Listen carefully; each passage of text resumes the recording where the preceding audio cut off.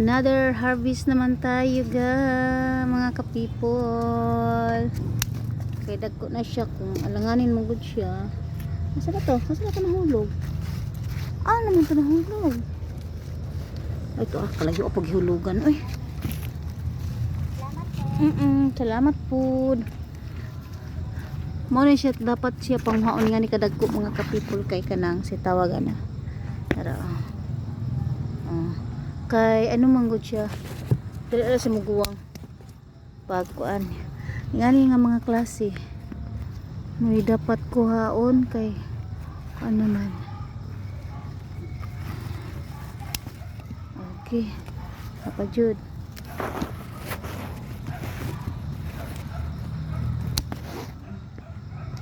Plus kay mga okra.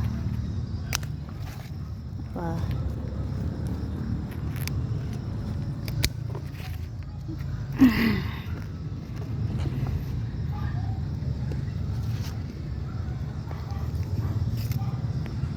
Mas mayo gining magkatanom-tanom ka ta mga ka-people oy. Di na po pa. Kailangan na siya panghaon kay dagko. Ugma na ni dagko na kay siya pag maugmaan pa ni. Ko na lang kuhaon pa.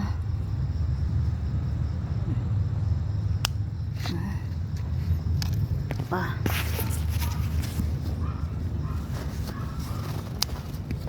Tara. Uy, di raw pangagi sa pikas.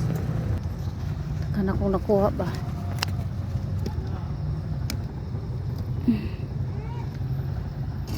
Pila lang ni siya kapunuan mga ka-people ha, pero kapila namin nakakuhaan ni. Kapila na kami nakakaon ani nga mga kuan. Ada pa jud ayo. Tara. Hapon naman gud.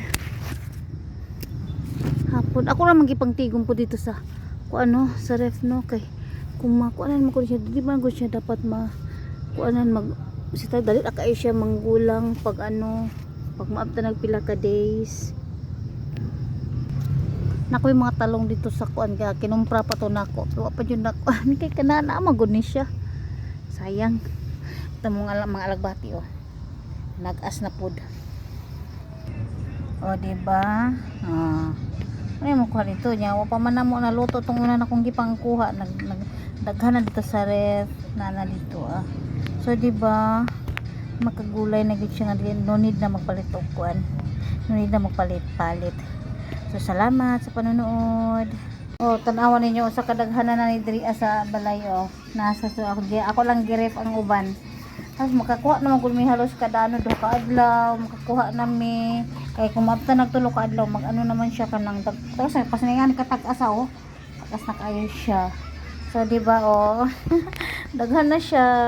So, salamat sa pagtanaw sa suporta. Thank you so much. Paki-like and share and comments. Thank you.